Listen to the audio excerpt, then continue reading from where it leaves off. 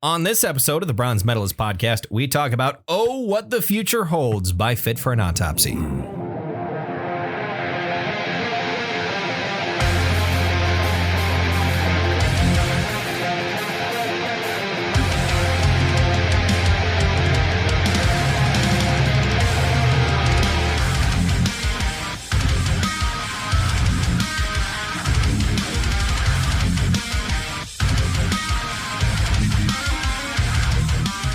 Hi, everyone. Welcome to another episode of the Bronze Metalist podcast. I'm Kale. I'm OJ. We're two professional broadcasters. We like metal and we like to talk about it. Mm-hmm. And today we are talking about the new Fit for an Autopsy album, Oh, What the Future Holds. Yeah. It came out earlier this year.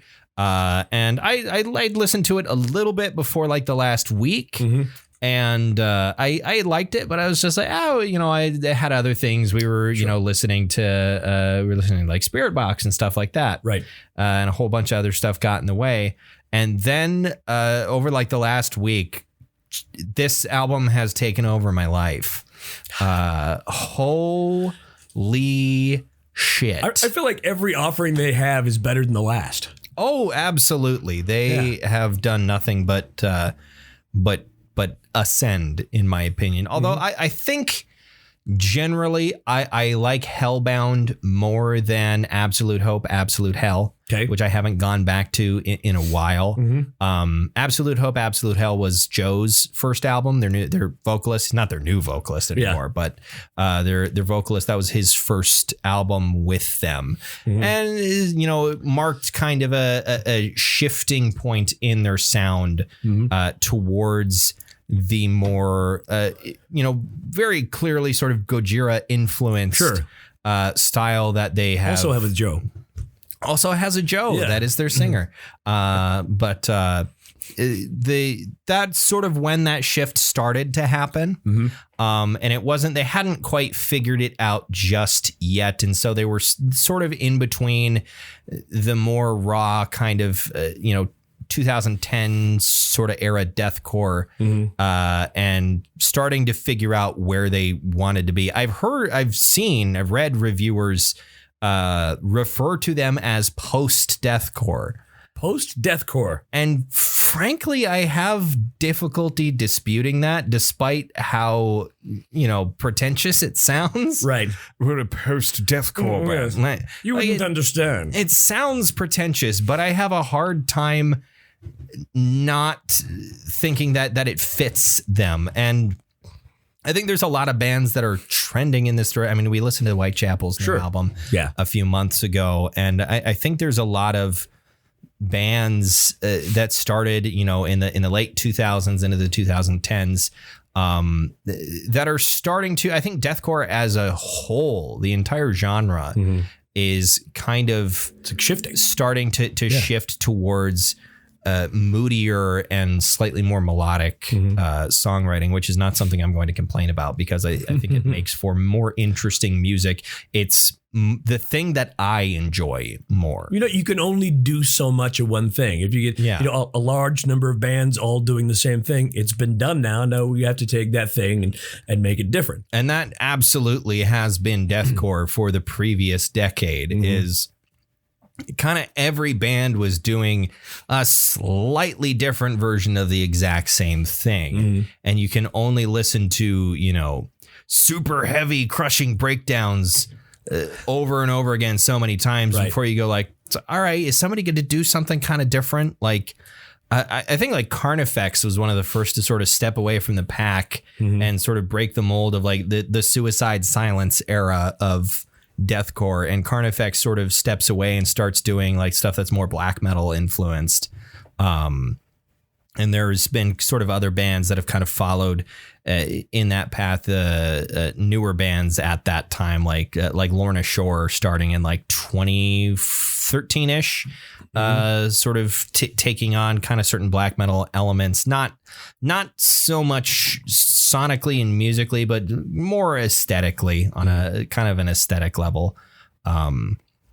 But I like where the genre seems to be heading, at least with a lot of bands that I'm familiar with. They're doing stuff that actually interests me, which hasn't been the case for a while with deathcore. I felt like I kind of grew out of it in a way. Well, sure. Hopefully, you eventually grow out of everything if it stagnates. Yeah. If something is not, doing anything interesting, then it's why at least that's my personality is things have got to change a little bit. Things have got to develop. Bands have got to progress and do something new and take some risks to really interest me. I can still listen to something and go like, oh, that's good for what it is, but it's not going to grab hold of me and keep my attention. And we talked about that a little bit on Monday. Yeah. Our last podcast, 48 hours ago, about with Cannibal Corpse, right? In the sense that like Cannibal Corpse is fantastic. They're great. They're masters of their craft, but their craft hasn't changed really. In 30 years. In 30 years, it's the same as it was, and that's fine. But it's not something that really, really interests me at the end of the day. The AC/DC of death metal. Yes, that's what I referred to them as. But we'll talk more about what the future holds in a bit. Not that there's been a ton of crazy things that have happened to us in the last 48 hours since we last sat down and talked. I got married again. Oh, wow. No, I didn't. That was fast. I didn't really do that. I guess it was my birthday. Yeah, it was your birthday yesterday. It was my birthday yesterday, and I just sat around and watched The Lord of the Rings. Right. I watched Two Towers and Return of the King. Speaking of Two Towers, yeah. One of the songs on this record, but yeah, I watched Two Towers and Return of the King, and I made a post on Facebook, which is the day may come when I don't cry my way through the last hour of Return of the King, but it was not this day. Right. Cause like, I don't know what it is. I cannot hold it together through the last hour of the Return of the King. Like the last hour is just blurry. Right. It's blurry for me. It's all because I got tears in my eyes the entire time. And it's like, and there was stuff like earlier in the movie that normally doesn't affect me quite so strongly that also got to me is like Theoden's death scene really got to me yesterday. Sure. It just keeps on going. The last hour of that movie, all the, the triumphs and then the farewells and seeing the hobbits get back to the Shire and, watching them sit down and sort of look around at the bar and realize that nobody has any idea what they've been through. And even if you told them and they believed you, they wouldn't understand. Right. Like they don't belong there anymore. Yeah. Like that got to me as well. Because I was thinking about, war's kind of on the mind and thinking about how influenced Tolkien would have been by his experiences in the First World War. And like Tolkien hated allegory. He despised allegory. And he accidentally wrote one. I think, and I'm not a literary expert, but I think allegory has to be intentional because I suppose if it's unintentional, what if it's subconscious? That's just influence. Sure. That's just you were influenced by this while you were writing. This is something that, was present in your mind and, your life experience affected your writing. That's just influence. I think allegory has to be intentional. That's, that's C.S. Lewis going, sure. If one person doesn't understand the lion is Jesus, I will kill myself. Like that's allegory. I think, when you go through something as incredibly traumatic as that, I don't know if he fought necessarily. I don't have a really good understanding of exactly what he experienced in the war. And I'm not sure anybody really does, because I don't think it was something he talked about terribly at length. But that generation didn't write down a whole lot of stuff their like that. experiences, but he was at least present at the Somme, right? Which I think remains the deadliest single battle in human history. And one of the longest, dragged on for months. And it must have seemed like the apocalypse while you were there. Just nonstop artillery shelling and chemical warfare and bodies and absolutely insane. Was that the advent of mustard gas? Yes. World War I? Yes, it was. And going back from something like that, even if you weren't necessarily on the front lines all the time, because I think his primary job is I think he took care of the horses for the most part. I think he was, I don't know if he was a farrier or what his job technically was, because horses were still an extremely important part of the First World War. That's, I mean, right. The play and movie War Horse exist for a reason. Right. But automobiles weren't as prevalent in the 19 teens. They had, small railway tracks and stuff that they put down. But, if you needed to drag artillery pieces to the front lines, you got a team of horses together. Of course. Or mules or something like that.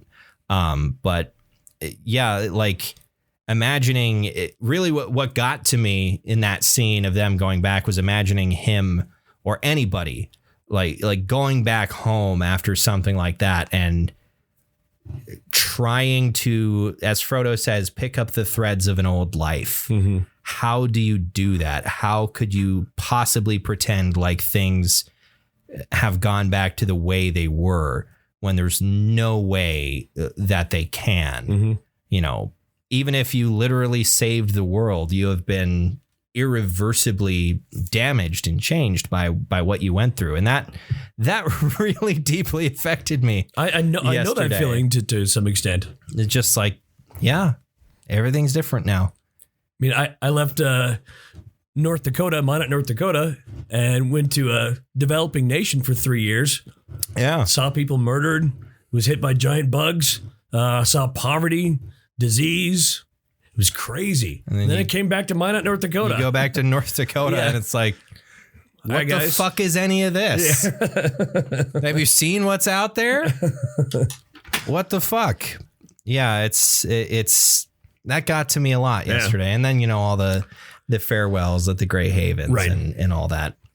One thing that's always really bothered me is the stupid criticism of Lord of the Rings, which it's not even criticism, it's people making fun of it, people making fun of how much Sam and Frodo cry.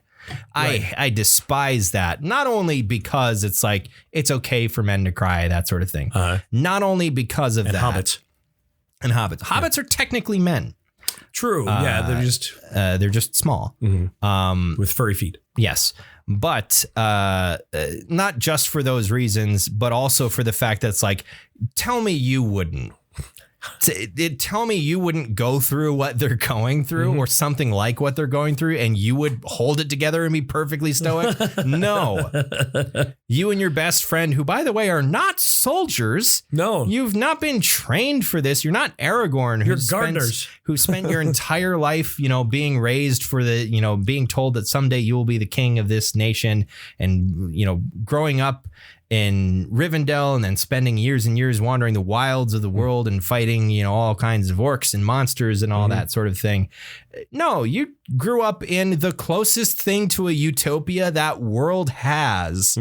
Knowing the greatest struggle you've ever known is, what kind of tea am I going to have for my afternoon tea? And suddenly, now orcs are carrying your friend who you think is dead away, who's wrapped up in spider silk. And yes, of course you're going to fucking lose it. Your family friend, who, by the way, is an angel in human form, unbeknownst to you, says, hey, by the way, your uncle's been taking care of this nuclear weapon for the last 60 years. I didn't realize he had it. And it might go off at any time. Oh shit. We got it. You gotta go. You gotta get out of here, man.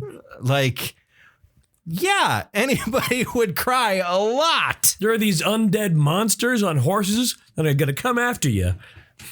They're going to hunt you relentlessly. And by the way, if you try to use the power of this incredibly powerful artifact, they will know where you are instantly. Like, I really bothers me when people rag on the hobbits for crying. And the hobbits aren't they like literally every single named character I think of has at least one scene where they openly weep. Right. There's a lot of death in the movie. There's a lot of death. There's a lot of tragedy. Yeah. I think Legolas might be the only one who doesn't weep. I think he sheds a tear when he gets a little misty. He sheds a tear when they think Frodo is dead, when they see Mount Doom explode off in the distance.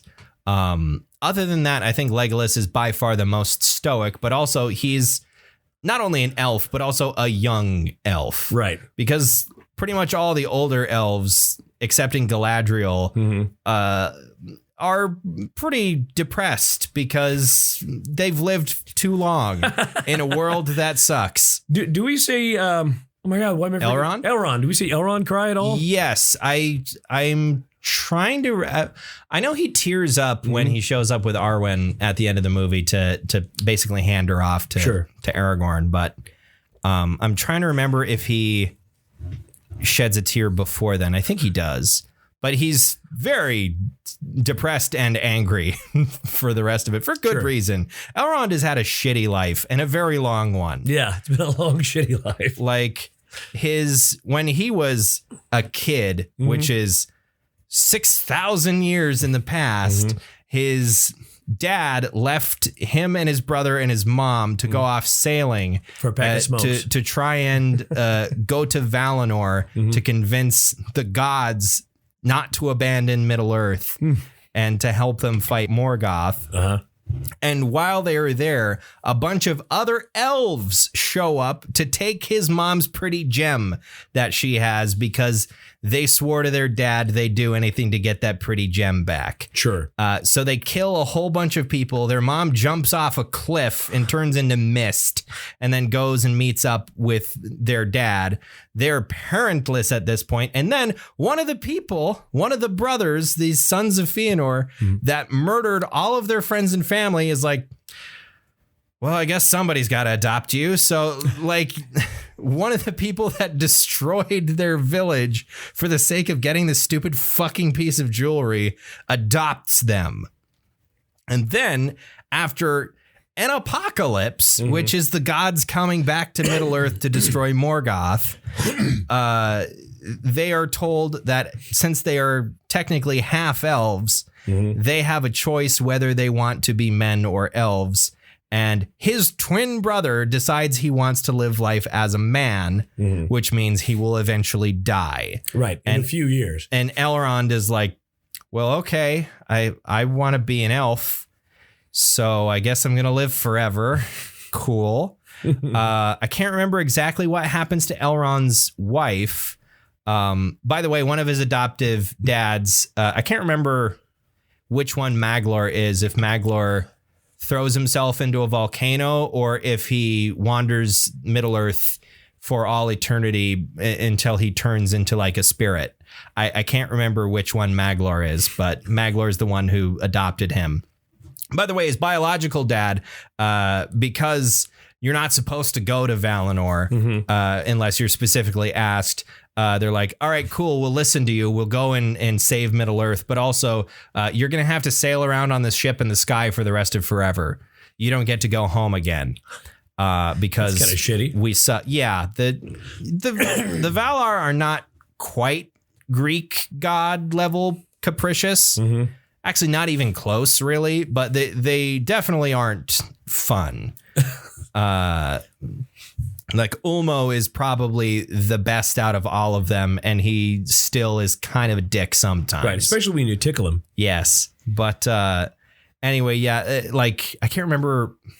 He then goes to serve who the hell is the king of Lindon? I'm trying to remember because nobody knows who his dad is.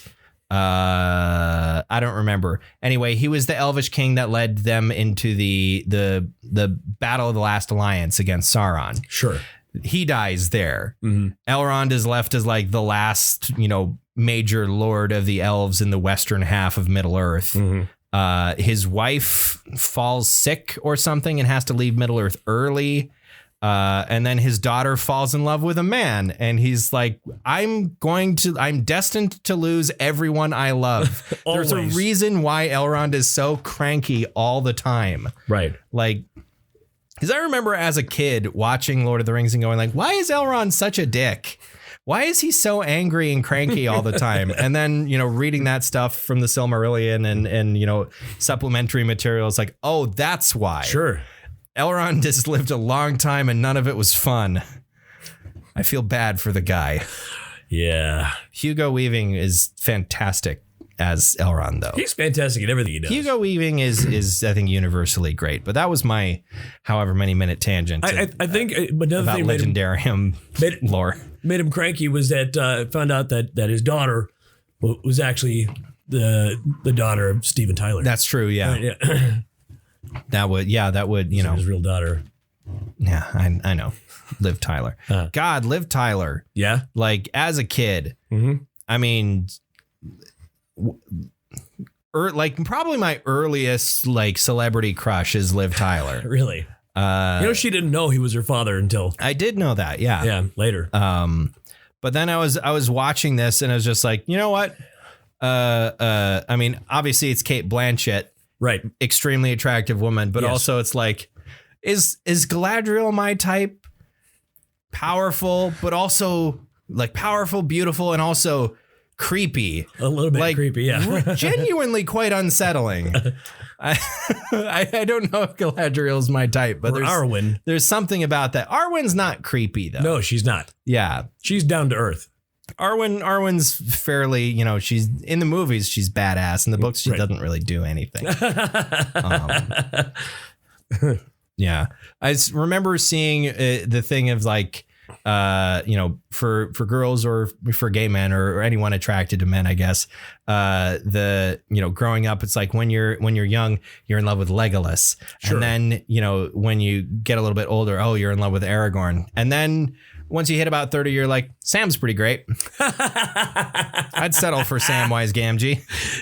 And that actor is 10 years loyal. He's 10 years older than Elijah Wood. And Billy Boyd, I think, was the oldest out of all of them. Right. He was like 70 in that movie. Yeah. Looked great. Yeah. But yeah, it's just like, you think about the qualities that Sam has. He's loyal. He's brave. He's in touch with his emotions. He's not afraid to cry. Mm-hmm. He's skilled with his hands. He loves to grow plants. Sam's a catch. He's got a dad bod. That's true. He has a dad bod. Sean Astin has a Hobbit dad bod. But yeah, and now I'm thinking it's just like, like, oh, when you're a kid, you're in love with Arwen, and then what about Galadriel? Oh, what about Eowyn? And it's like, Rosie's pretty good. Yeah. She's a simple lady. She works at the bar. Pretty hair. Why not Rosie? Why not Rosie Cotton? But I also like that Sean Astin's parents were Patty Duke, if you know who that is. I think so, yes. I know his parents were actors. Yeah, and his father was the original Gomez Addams. Yes, that's right. I remembered that. But yeah, I adore The Lord of the Rings more than anything. I think I gushed on Monday too, but it's just those movies mean so much to me. Mm-hmm. And that franchise, I guess, means a lot to me, barring the Hobbit movies, which I don't really care about.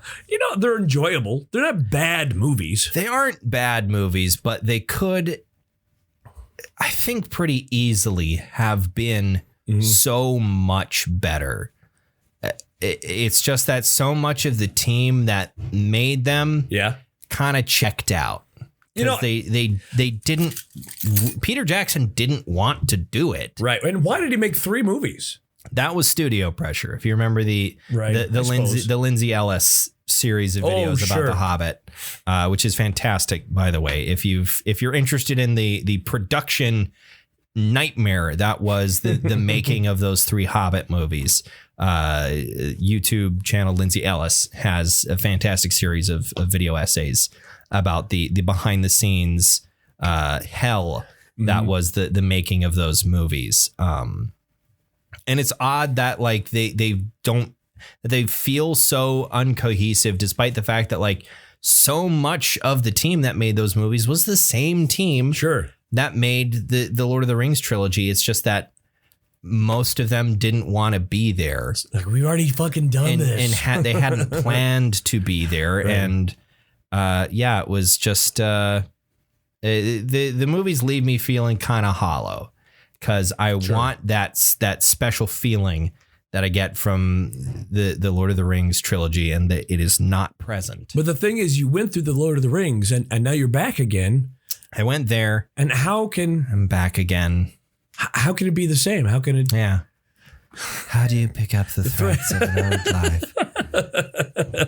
Also, I don't like when people are a little too harsh on Frodo, because it's like, all right, dude, he was literally carrying an artifact that was essentially eating his soul. Right. Like, give him a break. Okay, he failed at the last possible second, and the ring ended up being fucking destroyed. So hand it to anybody else, the ring wouldn't have gotten into the fucking mountain in the first place. Okay, give the Hobbit a break. Right. I mean, he was battling another ancient Hobbit. Yes, like a cannibalistic, and as I mentioned, a sentient object that wanted him to fail and was slowly, poisoning his mind. Right. Yeah. Give Frodo a little bit more credit. He did a fine job. Could you take the ring to the volcano? No. You better hope you have a friend like Sam to help you. I can only imagine what park rangers go through in Hawaii. You mean in New Zealand? No, in Hawaii. Well, yeah, I guess there's volcanoes in both. Are there volcanoes in New Zealand? Tons of volcanoes in New Zealand. Never been there. Anyways, there's like the Mount Doom is a real, like the mountain that they at least painted all of the fire and, dark shit on top of. Yeah, it's a real mountain. The internal scenes were CGI. Yes. New Zealand is extremely volcanically active. I hadn't been to New Zealand. I'm just but wondering in Hawaii, what park rangers, either way, where you going? Do you have a ring in your hand? Get back over here. Get here now. You can just, if you you're not hiking up that mountain. Don't go up there. It's not even, if you want to get to lava in Hawaii, you don't really need to hike. Well, no, you don't. Yeah. There are lava flows. Because the one that actively spews out lava the most, I think, is pretty short. It's essentially on the edge of the island, I think. It's pretty close to the edge. It's sad. I've been to Hawaii twice. And you've never seen the lava? No, never seen the lava. Never left the Mac terminal. Really? It was just a layover? It was a layover both times. Well, because the thing is we were flying with the Air Force, and in those situations, on duty, like airmen and stuff like that, they have the priority, and everybody else's priority. You are on standby, always on standby. So you show up, and when they call your name, you get to get on a plane. That might be tomorrow. Yes, it might be in 10 minutes. We don't know. Yeah. So you have to sit there and wait. That sounds like hell. It was kind of hell. Then you're on a C-141 or C-130. It was a C-130 actually. Yeah, C-130, and you're on this bench. I mean, there's no seats. Yeah, there's just a bench along the side. Yeah, on the other side, just a canvas bench. And in front of you is some sort of tied down tank part. I'm not sure what the fuck it was. And I'm looking at for 20 hours because they're mostly cargo planes. Yeah, they are cargo planes. I think these days you would probably be on. Probably like a C-17 or C-5, which that has actual seats in it. If you're just, unless it's a mass troop deployment or movement, those have actual like airliner seats in them. They have like a elevated cabin above the cargo compartment that has actual seats in it instead of having to sit. I imagine the inside of a C-130 is pretty fucking loud too. Yeah. Oh yeah. Yes, it is. Because it's a turboprop. But yeah. Back to volcanoes in New Zealand. Oh yeah. I was watching a Tom Scott video. There's a volcano in New Zealand that has, because of like, old colonial sort of property laws. And when there was a national park that was laid down for the, jungle on and surrounding this volcano. And it was specifically laid down to like a certain circumference around the summit or something like that. Yeah. And so there is an almost perfectly circular ring of jungle around this volcano, which is also one of the most symmetrical, like cone-shaped volcanoes in the world. So there is an almost perfectly circular ring of jungle and then farmland abutting up against it. And I'm just hearing Tom Scott say this in his little British accent. Oh yes, I've gone on a massive Tom Scott binge lately just because I find his videos fascinating. They're fascinating. It's always a little weird bit of British infrastructure or Right. He had a live on stage game show. Did you see that like a trivia? I watched game? a little bit of that. Yeah. Was it the one where it was for like $10,000 or something? Yeah, I watched a little bit of that. That I couldn't continue watching it because it was just like the betrayals are going to bother me. It's like I know that it's a game, but like the shenanigans are I'm gonna get too invested in this and become upset. So I can't watch this. That reminds me, we were talking about New Zealand. Whose map was that? It was like a Rand McNally map, like in the last couple of years. That didn't have New Zealand on it? That accidentally omitted New Zealand entirely. I remember hearing about that. It's like the conspiracy. It's a joke conspiracy theory, but the conspiracy theory that Finland doesn't exist. I enjoy that one. But we should talk about the album. What album is it? It was What the Future Holds by Fit for an Autopsy. So Fit for an Autopsy is an American deathcore band from New Jersey, I believe. It was founded back in the late 2000s. I want to say 2008 or 2009. I didn't write that down. A super large amount of research on the history of the band necessarily. We've talked about them before, and they are, I think they're one of my favorite bands, period. I think they're probably in like my top 20 favorite bands. They're pretty fantastic. They're fantastic indeed. Vocalist is Joe Badalato, and their recording guitarist and songwriter is the producer Will Putney. Yes. Who does not tour with them because he's very busy as a music producer.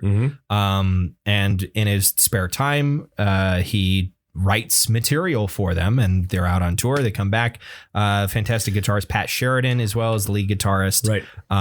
Fantastic lead guitarist. He's a very good lead guitarist as well. And I don't know exactly how their songwriting. I imagine Will, write stuff and then they come back and build on that. I can't imagine Will hands them, 12 completed songs and says, here, we're doing all this exactly as I have, down to the solos. I highly doubt that's the situation. Because I don't know a whole lot, about the personality of Will Putney, other than he's quite highly recommended by the bands that work with him. Sure. So if he were, a hyper controlling asshole, I can't imagine a lot of people would want to work with him as a producer and an engineer. Is he the one that's like a day younger than me or something like that? Will Putney? No, you're thinking of from Converge. You're thinking of Kurt Ballou. Kurt Ballou, right? Yeah. Different generations there. Will Putney is probably in his 30s. Right, he's younger. But they the other members of the band can include Josean. It's Josean. It's not a name I've seen before. Probably say Josean, yeah. Josean or Joshan. I don't know. Orta, Tim Howley, and Peter Spinazzola. There we go. Read that a little too bit quickly. I've drinking beer. You've had one. I've had one beer. I don't drink a lot anymore, other than yesterday. Yeah. Yes. As a birthday gift, you gave me a bottle of Glenlivet. 12-year-old. And I will get into that. Sip it soon. Yes, I will sip some of it. But yeah, these guys, we talked about their album before this, The Sea of Tragic Beasts, previously. which was an album that I continue to enjoy quite a lot to this day. Yeah. The album before that was called The Great Collapse, which is a name that I stole to use in the world building for my D&D game that we do on Sundays. That's the only thing you've ever stolen from metal at all. Yeah, that's the only thing that I've ever stolen from any metal band to use in Dungeons and Dragons. Right. But there's an NPC in our campaign called James Hetfield. Yep. Yeah. Yep. And his useless assistant, Lars Ulrich. Who carries around a trash can lid. Everybody knows he's not talented, but they keep him around anyway. But I think these guys are probably the foremost purveyors of just like absolutely bone crushing and appropriately built to breakdowns that I can think of. And like, deathcore is a genre that is built around the breakdown, but I think it has become so rote. Right. In so many other bands, it's just like, and the breakdown goes here. Boom. And boom, boom, boom, boom, boom, boom, boom. It's just kind of boring in a lot of other bands. But holy shit, Fit for an Autopsy really, really knows how to build to one. They get it. I think my favorite breakdown ever is in their song Heads Will Hang, which was from The Great Collapse. Right. Which I think is, to this day, probably one of the heaviest things I've ever listened to. And heavy is an extremely subjective term. But, sure. I adore this band. I think they're fantastic. And I also really enjoy, they occasionally release live material. There's a great video of a live performance that they did a few years ago that it is shocking that I think Will was there doing, the live recording. So the recording quality is amazing, but just like Joe's vocal quality is great. The quality of like the pitched screams that he does, in addition to like sort of gruff, clean vocals. And he does just regular clean this vocals. album. Regular clean vocals as well. What am I listening to right now? And he's good. He's extremely talented. Yeah. Joe Badolato. And like, I remember being kind of unimpressed by his first album with Fit for an Autopsy. He was feeling it out. Yeah. And then since then, it's been like, holy shit, this guy. I mean, he doesn't have like the deepest, most guttural growl. His growls and his screams in general, I would describe as very raspy. Right. He has but they're intense. Yeah, they're quite intense. And, I said the same thing about George Fisher's vocals, but, it's a term that comes to mind. It's airy. They're a little thin, but they kind of flaky. Do not lack in intensity and absolute fucking fury and anger. But still with that fruity filling. Yes. And there's so much, I think so much rides on the lyrics as well. Oh, the lyrics are fantastic. They've always been, I think like misanthropy has been a running theme throughout the vast majority of Fit for an Autopsy's discography, but it has over the last 3 albums become mixed with, at first it was just generalized sort of misanthropy. Oh, human beings are bad. Joe, I think, I don't know if it was specifically Joe, or if it was just the band in general, bringing in a more political aspect to the lyrics, or Will, or whoever it may have been. I don't know if their previous vocalist was more hands-on with lyrics or who exactly is the lyricist, but it's... and there's a lot about death in this. Oh, yes. And it's given their music a very melancholy edge to it, which is something that I also enjoy because I've, got Marcus, that sad goblin, the sad goblin that lives in my brain that craves, sad, depressing music.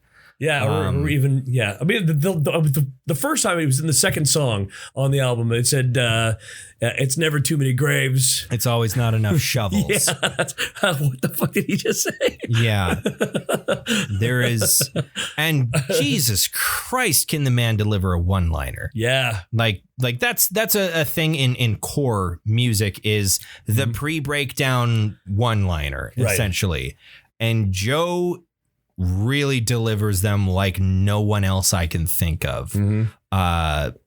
So much force and emotion behind all of the vocals. He's a powerhouse. He's an absolute powerhouse. And then what was the song where he actually started? It was Two Towers was the first song where he started. Two Towers, I think, is the first one with straight up like clean vocals like on their own, isolated. Not for the whole song, but I mean, because I think there's probably moments in songs before that where there are backing clean vocals. Sure. Because that's a thing that I also really love is clean and screamed vocals mixed together. I really enjoy that, and it gives a like haunting sound. But Two Towers, I think, is the first one that has his clean vocals sort of on their own, isolated. And God, Two Towers is a haunting track. Yeah, it is. Two Towers, like there's a lot of songs on this where it's maybe harder to say exactly, they're more generalized. They're not super specific. I'm from the title, you kind of know what Two Towers is about. What is it about? Yeah, it's about 9/11. Yeah, and I think really what the band is trying to say, they say one soul. What is it? One soul trapped in two towers. I'm paraphrasing, but essentially, I think what they're trying to say is the soul of America kind of died on September 11th, 2001. There is so much freedom that we have sacrificed in the name of security since then that snowballed into the mess that we are continuing to deal with day by day. And yeah, it's hard not to see it that way. Right. That's what I think what the song is about. That's my interpretation of it anyway. But it's that sort of, just depressing, melancholy and biting kind of commentary that is found throughout this whole album. It is just draped in commentary that just kind of cuts right to your soul. And about different things too. It's not all necessarily political. No. I think that the closer on this. Oh my God, the man I was not. The album closer is. I mean, I'm a sucker for album closers. Right. I've said that many times before. But that would just tear your heart out. Holy shit! It is soul rending, that song. Yeah. And I can't get it out of my head, especially like and it happens on the opening track too, which is the title track. Right. This guitar tone that is, you cannot, a lot of well-produced metal, you can discern different strings when they are when they're plucked. You can discern the sound of individual strings. There is this tone that they achieve that just sounds like a guitar wailing and screaming at the top of its lungs, as if it is a living creature that is just crying out in anguish. Yeah, and then the repeated refrain as the song ends. There will on top of that. Oh my God, it is. I cannot. So, I mean, we got a little ahead of. Guess which song is my favorite? Yeah. This album slap. Yes. Duh. Yes. Like, don't let the, our commentary about, it's so moody and it's so dark and there's so much, and it's okay if you melody. Yeah, it's okay to cry. But there's so much melody mixed in. Right. This album also contains some of the most face melting riffs and breakdowns you can possibly imagine. And that's kind of a thing that I've always said. I mean, ever since I started listening to this kind of music, that the heaviest fucking music, the kind that really punches you in the stomach and then breaks your nose, is the kind that doesn't do it all the time. Right. It can't do it all the time. If it does it all the time, it's just one level and it's flat and I don't give a shit. And that's fine. But that's other deathcore. Yeah. But that's, 75% of the rest of that genre. Yeah. Is just, we're going to be super heavy all the time. Right. And this is heavier for it. I mean, absolutely for having those, those melodic moments, those beautiful moments, orchestral moments. Oh, God. And that's a thing that I think has been present in a lot of albums that Will Putney has produced, where like bands come to him with like, oh, we want to do this sort of kind of dynamic moment. We want something to be a bit more melodic.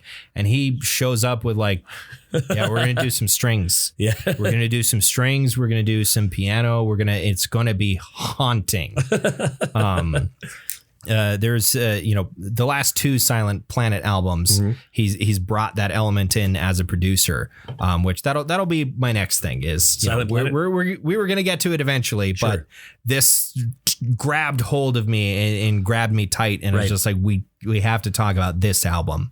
So I was looking up, I found the top 6 reviews from relatively popular publications. Yeah, gave it average together an 86.6. Yeah. The lowest score was from Kerrang, of all people, who gave it a 3 out of 5, which I thought was bizarre. From Kerrang? Yeah, everybody else was very positive. Sputnik gave it a 4.5 out of 5. Like everyone else was extremely positive about this, as they should be. What was your favorite track? Because I already gave away mine, which is The Man That I Was Not. I also I gotta put Two Towers in there as an extremely close second. Right. And Pandora is fantastic too. It's an important song for me as well. Is that your favorite? I'm actually going to agree with you. The closing track. Yeah.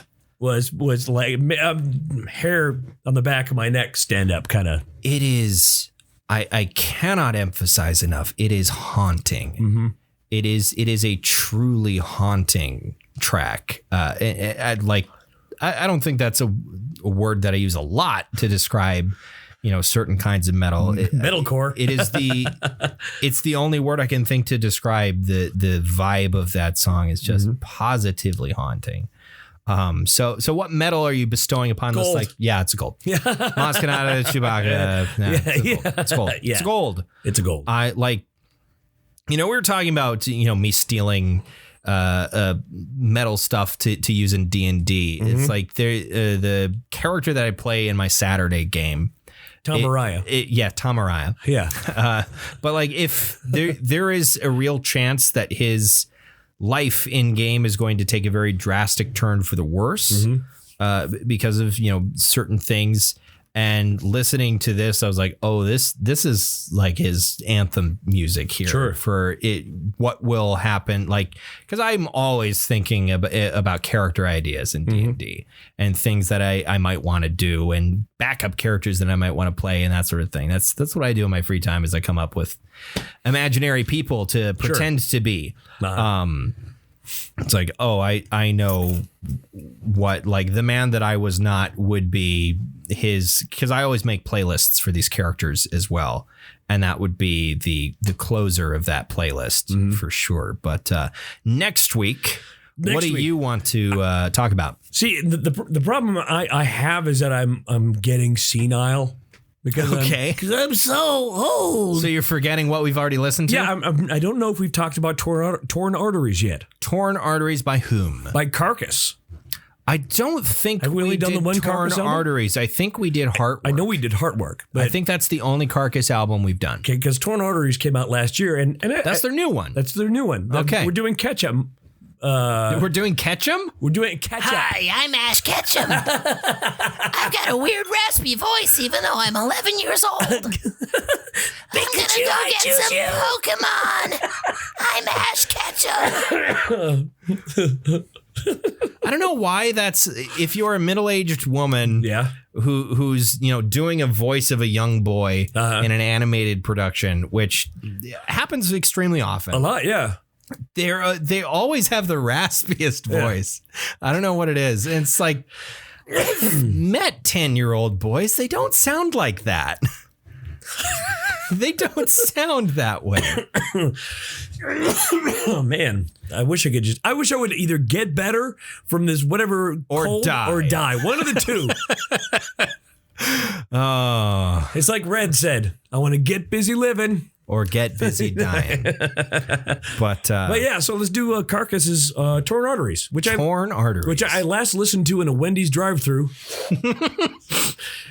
There's a lot of albums I've listened to in a Wendy's drive-thru. I listened to fucking like one of the first times I ever listened to it. I listened to Obscura by Gorguts in a Wendy's drive-thru at like 9:30. In January, it night was, or day, or no, it would have been December. it was night. It was dark, and I was waiting in a Wendy's drive-thru for far too long, listening to Obscura by Gorguts. One of the strangest, most difficult to listen to metal albums. Melting my brain, getting ready to melt a Frosty with some French fries. But yeah, Wendy's drive-thrus are the best place to listen to metal. That's a fact. Yeah, that's a guarantee. Dude, at the end of this album, there's a fucking Baconator. Yes, absolutely. Yeah. All right. So until you hear from us again, which should be next Wednesday, right? If all things go to plan, which who knows these days? Yeah. You can find our social media pages on Facebook and on Twitter, and give us a follow there. I did bother to actually write some posts for both of those. Oh, sweet! All right, on Monday. So I think I will maybe do that in the future, or continue doing that in the future. So what we're saying is, we'll until next Wednesday, or maybe this is the last time you'll ever hear my voice. This is the last, because he might die. I might die. Who knows? Oh, well. But anyway, thank you very much for listening to another episode of the Bronze Metalist Podcast. I'm Kale. I'm OJ. Congratulations. Clink.